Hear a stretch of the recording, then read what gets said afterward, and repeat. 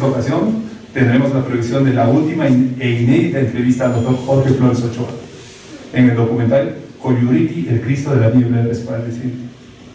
Queremos saludar a las personas que nos acompañan hoy, como es el sugerente de Educación y Cultura, Educación y Deporte, disculpen, el licenciado Camilo Ernesto Félix Villasante, al licenciado Eduardo Valenzuela Gil, director de Melissa Travel Channel, que fue el realizador de este documental, al profesor Carlos Rado Yáñez, que es el presentador, así como al licenciado Levis de la Rosa Gutiérrez Rescosco, que ha sido el que nos ha facilitado todo este trabajo. También queremos saludar a la señora Yemira Nájar Viuda de Flores, a Jorge Chávez Ochoa y a los familiares del doctor Jorge Flores Ochoa. Espero que este documental sea de su agrado. Muchas gracias. Distinguida concurrencia, familiares del tan grande, ilustre hombre cusqueño, el doctor Jorge Flores Ochoa, tengan ustedes muy buenos días y les doy la bienvenida a nombre de la Municipalidad Provincial de Cusco. Él ha sido, como todos sabemos, autor de innumerables libros que nos han permitido a nosotros, los cusqueños, a los peruanos, conocer el mundo andino, conocer el Cusco, saber que el Cusco no solamente cuenta con patrimonio material, ¿no? Sobre todo contamos con una cultura viva que está vigente gracias justamente al legado, a la sabiduría, al conocimiento que nos ha otorgado a todos los cusqueños, a todos los peruanos, el doctor Jorge Flores Ochoa. A continuación, tenemos las palabras del licenciado Eduardo Valenzuela Gil, autor del documental Coyuriti, el Cristo de la Biblia Resplandeciente, al cual lo recibimos con fuertes aplausos. Muy buenos días, muchas gracias por su asistencia. Para mí es un acto muy importante en lo personal presentarles este material que estuvo guardado y que se hizo posible poco antes de la partida del doctor Flores Ochoa, a quien tuve la oportunidad de visitarlo en su casa. Y esta producción además tiene para mí un contenido sentimental porque fue realizado junto con el apoyo del periodista Felipe Achawi Tapia, que fue el personaje que luchó mucho tiempo para que Coyuriti fuera considerado como patrimonio cultural. Y con él es que hicimos las coordinaciones para la entrevista y pudimos visitarlo después de algunos intentos porque la salud del doctor ya estaba un poquito mal.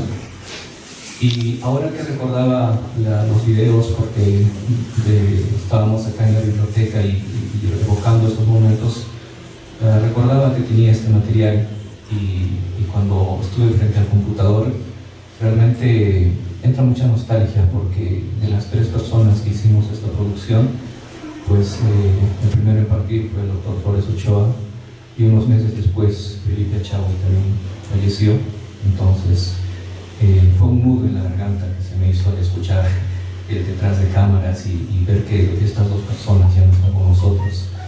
Y por eso consideré necesario que esta información que el doctor Flores Ochoa da en estas declaraciones va a ser un documento fílmico histórico, porque en ella contiene información muy valiosa que estoy seguro va a ser del interés de muchos investigadores, antropólogos, arqueólogos, porque toda la información que está plasmada aquí va a servir para futuras investigaciones. Las palabras del profesor Carlos Rado Yáñez, el cual hará la presentación del documental y también está presente en el video. Muchas gracias. Un aplauso.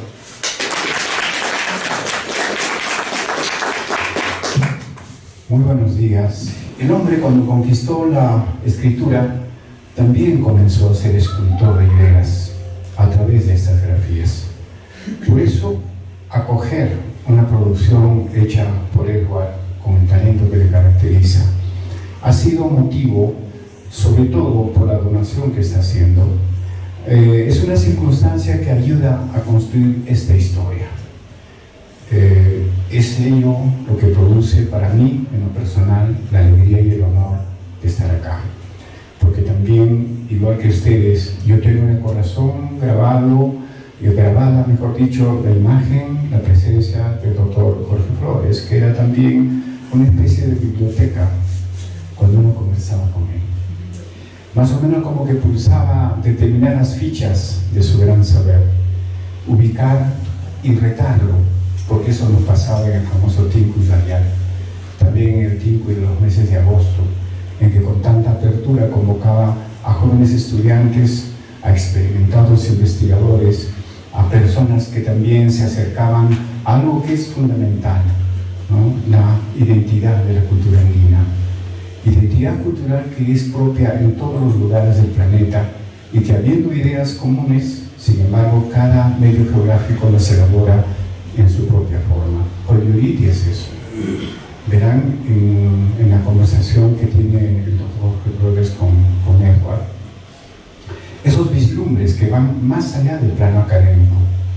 En el plano académico a veces estamos amenazados por una estructura, digamos, rígida de conocimientos, porque tiene que cumplirse un plano curricular, tiene que llenarse un promedio, tiene que completarse un registro de notas. Y bueno, tenemos que graduarnos, tenemos que exhibir diplomas para tener un lugar en esta sociedad y nos causen alegría interna cuando nos dicen maestro, doctor, magíster, etc. Pero trascendiendo ese plano, el plano humano, puramente espiritual, es que encontramos a este maestro, Jorge Flores, que no solamente te agotaba el tema curricular, sino te lanzaba retos. Y él mismo era capaz, epistémicamente creo yo, de abordar temas que tú no te imaginabas. Así nacieron muchos investigadores en el Cusco. Por ello, presentar un trabajo bibliográfico sobre la última presencia y conversación académica de nuestro querido doctor es, creo, motivo de orgullo y alegría para todos nosotros. Por ello, de mi parte, un agradecimiento a la municipalidad, a todos ustedes por la bondad y gentileza de acudir aquí, y un abrazo para Edward, que ha donado su trabajo bibliográfico para el acervo cultural de nuestra tierra. Bienvenidos, muchas gracias.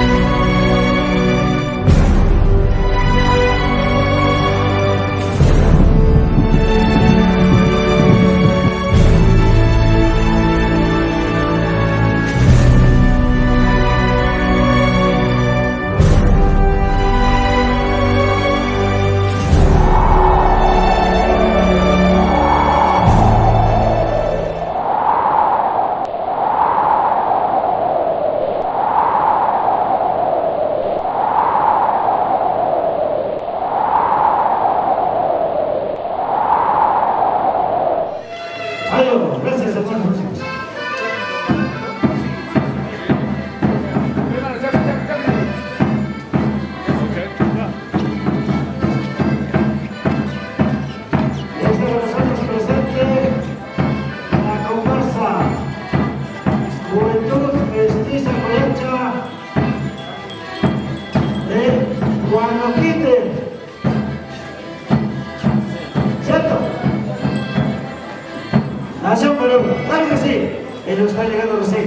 En la época de los incas, los sitios más altos tenían, mejor dicho, un sentido ceremonial, sagrado y de mucha importancia. Por eso que todos los grandes cerros están vinculados siempre a una veneración de la gente que está en la circunscripción. Pero en el caso de Coyuriti se mezcló esto con el catolicismo. Entonces aquí hay una hermosa mezcla de catolicismo y de creencias muy, muy remotas, que es el caso pues de la adoración al nevado, cuando se sube al nevado. Todo eso corresponde a otra época que se ha conservado de una manera muy significativa en el lugar de donde se realiza la fiesta del Coyuriti.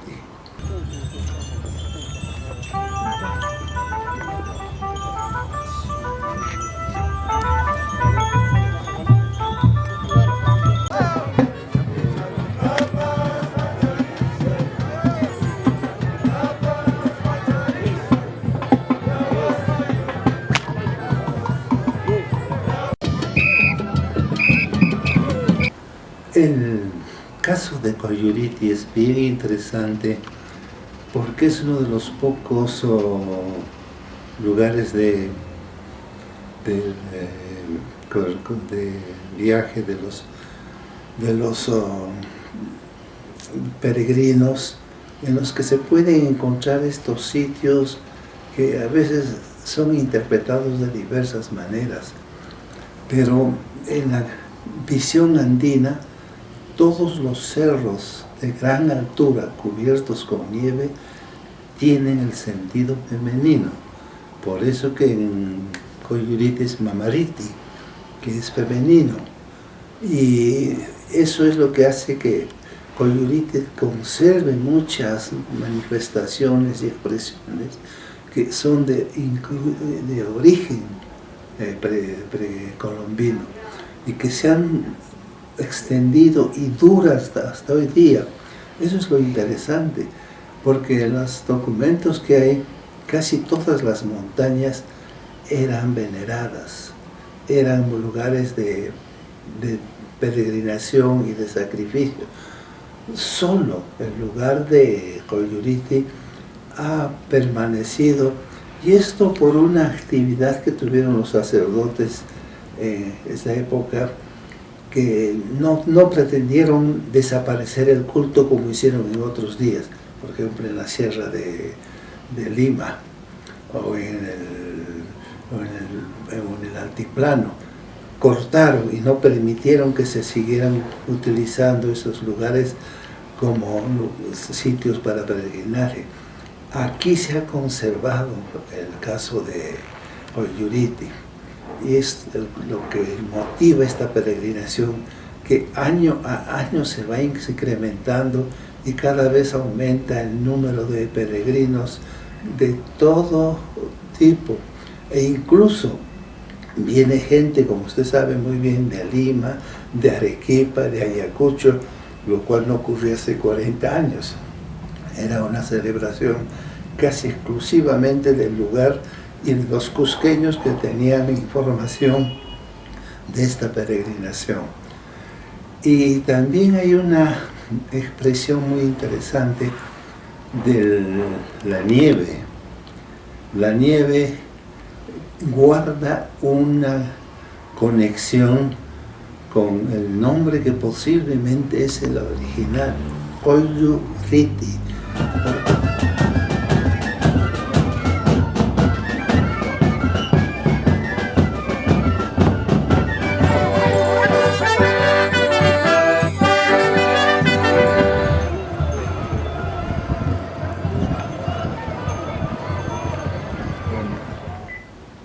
La peregrinación siempre implica un sacrificio, un esfuerzo, y ascender a ese nevado que tiene la suerte de estar cerca a un santuario católico.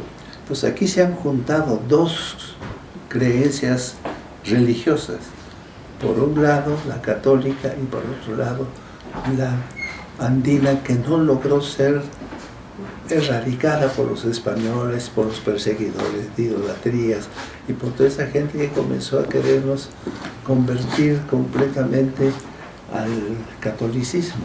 se adoptó el catolicismo, pero como la religión andina era una religión fuerte, poderosa, no han podido desplazarla completamente. Y además, la lejanía del santuario, la altura en la que se encuentra, a mucha gente no le da suficiente facilidad para ascender. Entonces ahí ha ocurrido un hermoso proceso de relación. Hay partes católicas, hay partes que no son católicas, pero también hay las que son conjuncionadas, se han unido, se han integrado uno con otro. Por ejemplo, las misas, las comuniones, las cruces, que realmente no tienen relación con ningún capítulo de la historia sagrada, porque Cristo realizó todos sus movimientos en una zona cálida de desierto, y aquí lo hacemos en el Nevado, en un ambiente completamente separado. Y esto fue hecho sin consentimiento de la Iglesia Católica, que hoy día recién, hace unos pocos años, ha comenzado a participar e intervenir y a querer dar reglas también. Pero la gente tiene sus propias reglas, la gente tiene sus propias creencias, la gente tiene sus propias manifestaciones. Por ejemplo, traer la nieve, que era algo que practicaban todos, lamentablemente hoy día se ha tenido que prohibir por el calentamiento de la tierra, ¿no? Que no sabemos cuánto tiempo durará. Entonces eso no se podía dejar al nevado sin su cubierta de nieve, ¿no? El Mamariti. Entonces hay cambios, siempre va a haber cambios por una y otra razón. Y eso es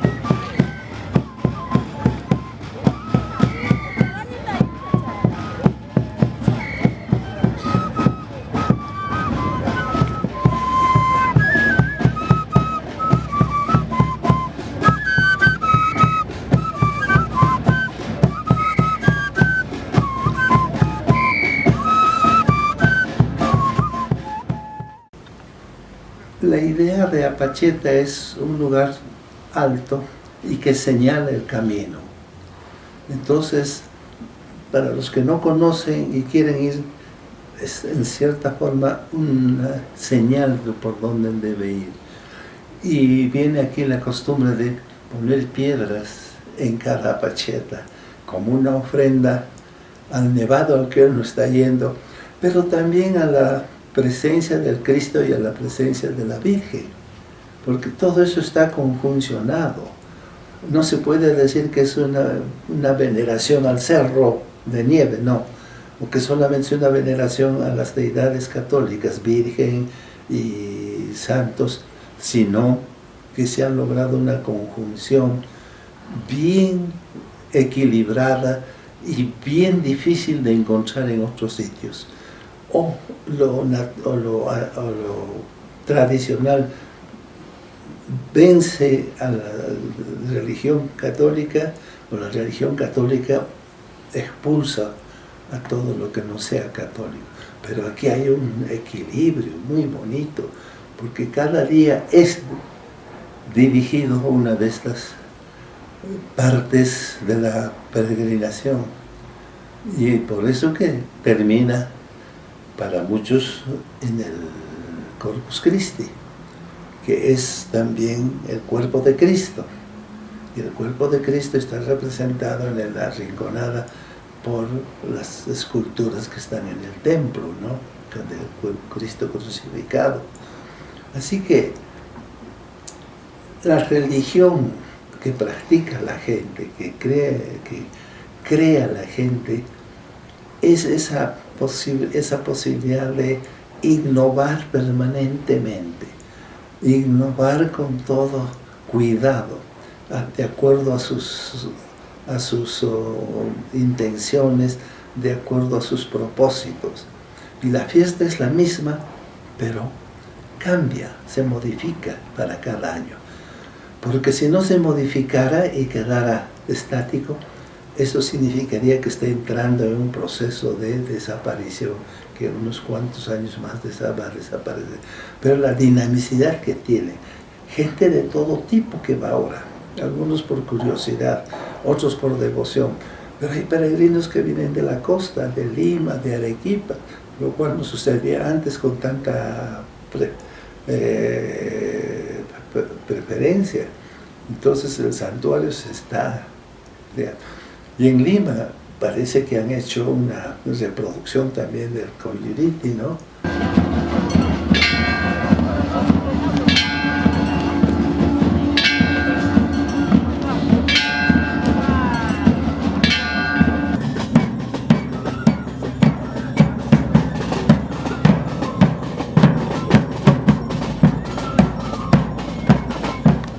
Cuenta la Biblia, danzaba delante del tabernáculo donde estaba pues la presencia de la divinidad.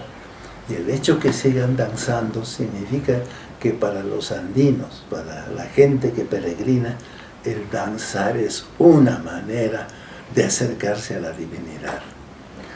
Porque hay un comportamiento que está muy claramente lindando con la fe muy fuerte. Claro que a ratos hay momentos de descanso, de comer, de comentar, pero en las ceremonias se ponen en trance. Y cualquier extraño que va queda sorprendido y admirado por la cantidad, por el manejo de esa masa que sigue los caminos ceremoniales, realizando las ceremonias en el momento preciso. Por ejemplo, he escuchado que los pablitos casi ya no suben al nevado para conservar la integridad del nevado. Entonces, ese equilibrio entre la naturaleza y la religión creo que es una de las cosas muy, muy especiales que tiene esta peregrinación a este santuario. Y también hay datos un poco necesarios de trabajar más, de que esta peregrinación es anterior al catolicismo, que los católicos, los sacerdotes católicos, se adecuaron a la peregrinación y no la cortaron como en otros sitios, sino se adhirieron, innovaron con la misa, con la presencia de la Virgen, pero en el fondo hay mucho de las creencias totalmente andinas.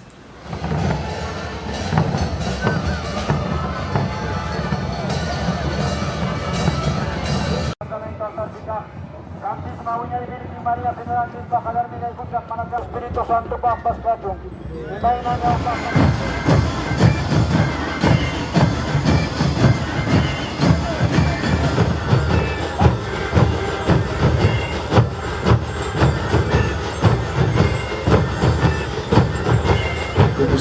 Como usted conoce bien, al India Lavado ya no van todos.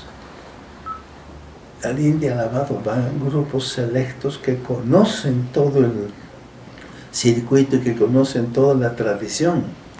Y eso me parece bien, que el resto de la gente que va por curiosidad o por fe, pero sin integrarse al sentido del santuario, se bajan nomás. Pero los que van al India Lavado están haciendo algo más.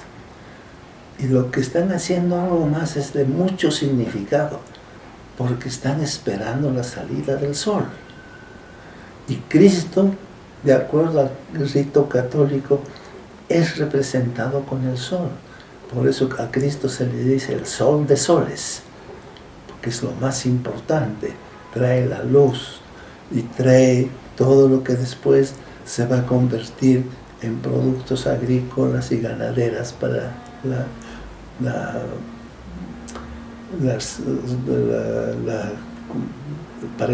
la gente que se alimenta de eso.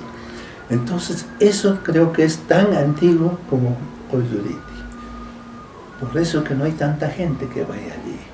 Solamente hay los que ya saben, los que conocen, los antiguos. Claro que se aumentan, pero se aumentan poco a poco. Y no todas las naciones van. Solamente van naciones especiales. Y ahora, el esperar la salida del sol, con esa distribución en la pampa que da hacia el este, está mostrando la relación que tiene esta celebración con el sol. Y el sol, tanto en el catolicismo como en la religión prehispánica, es una divinidad. Entonces hay una coincidencia ahí también. Cristo es el sol de soles, pero el sol, el Inti, era también una deidad religiosa muy importante y se ha conjuncionado allí. Lo que no tenemos es mucha información de cómo comenzaron estos procesos, desde cuándo comenzaron, para ver cuál fue la corriente que se siguió. Porque hay gente que crea, que innova, y el resto les sigue, les imita y aumenta el peregrinaje. Pero en todos estos momentos no hay sacerdotes católicos.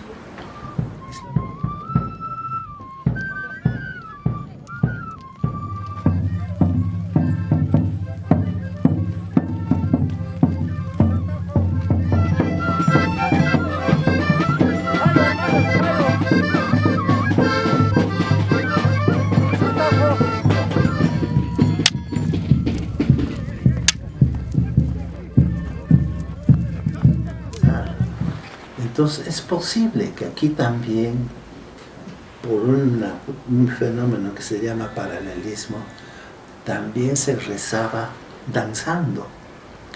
En las referencias de los cronistas que muestran que la celebración del sol en la época de los incas era en la Plaza de Armas, lo que es ahora la Plaza de Armas, y se esperaba la salida del sol y la esperaban de rodillas, y luego comenzaban a danzar.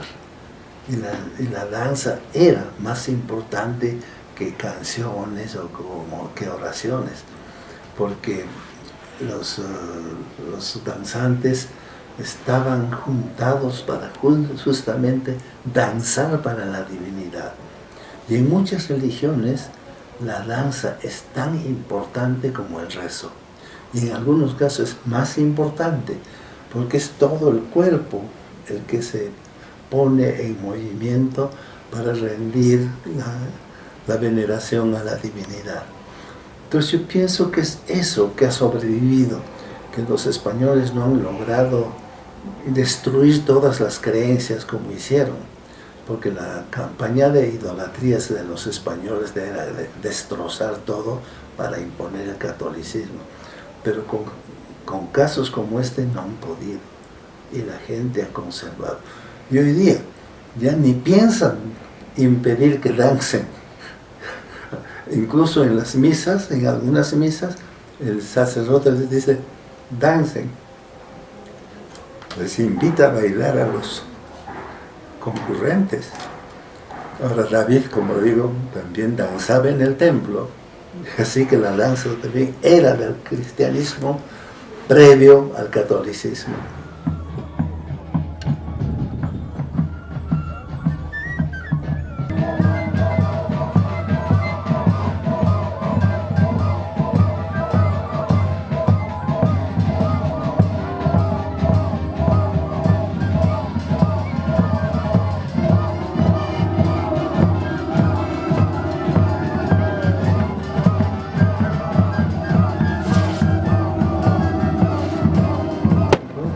Parece que tiene la connotación de género, masculino y femenino, porque la roca que es de las mujeres sea una invención contemporánea, es bien difícil pensar que eso lo hayan podido hacer.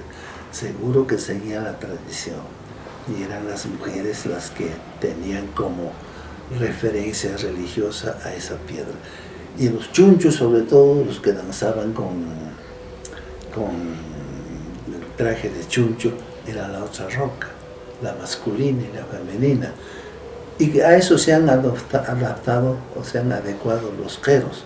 Pero como ellos tienen su propio lugar, lo hacen en su sitio. Ahora, yo nunca he conversado con los queros para ver qué es la connotación de su baile. Pero el baile es chuncho, ¿no es cierto? Y chuncho es el cuidante, el defensor de las divinidades. Porque los chunchos en sí, cuando se averigua un poquito más, son los incas que cuando llegaron los españoles fueron a la selva a refugiarse, fueron escapando y se quedaron allí y se convirtieron en chunchos, pero inicialmente han sido incas, y eso lo cuentan ellos mismos. Por eso que en la danza tienen todos esos movimientos que son tan diferentes a las otras danzas, que tienen más bien una procedencia y una influencia católica urbana, contradanza, los coillachas, todo eso ya es, usted mismo por los trajes puede ver que eso es urbano. En cambio los chunchos están representando al habitante de la selva, porque huyeron ahí de los sacerdotes predicadores que los maltrataban.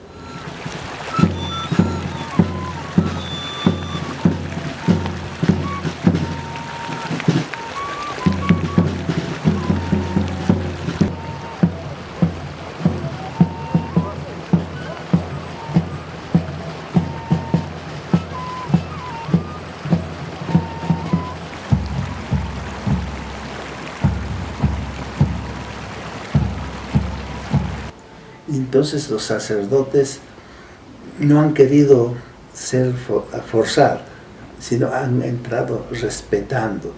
Y al respetar las tradiciones quechuas, han estado introduciendo poco a poco cambios. Ahora, no me dirá que a los andinos no les gusta bailar. Les encanta bailar. Y entonces, que les permitan bailar como una forma de venerar a la imagen, venerar a Cristo, a la roca sagrada, porque en la mente de la gente está rendir homenaje a la roca y rendir homenaje a la hostia, ¿no es cierto? Y como me dijo una vez uno, nosotros estamos con la Virgen y con la roca. Y por eso que hablamos de la roca de la Virgen. Y también por eso que veneramos o cuidamos mucho la roca de la Virgen. Entonces ahí hay una mezcla bien interesante.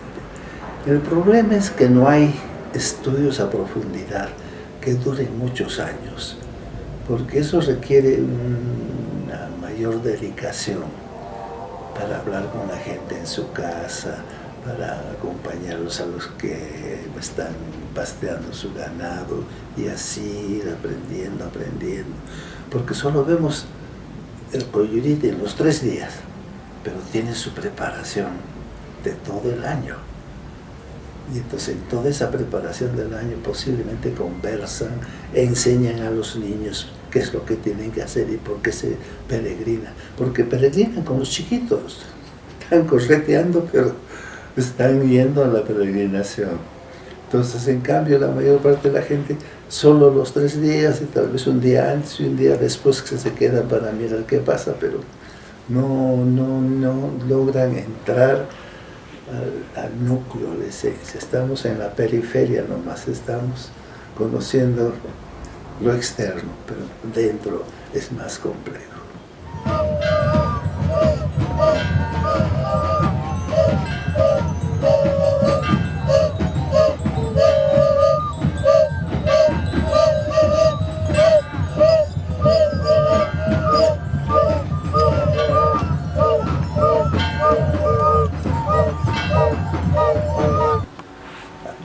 una música que es de la peregrinación, El Chaquiri. Chaquiri Huayra. Bueno, esta es una música que la interpretan todos los grupos, Chaquiri Huayra, pero que en gran parte, por lo menos es lo que decían muchos, es la música de la Amazonía, de la selva, y que es la música con la que bailaba el Cristo con Marianito Maíta, que bailaban de chuncho. Entonces esa música era la que más no se puede averiguar, es difícil, habría que estar viviendo con ellos, con los músicos. Bien.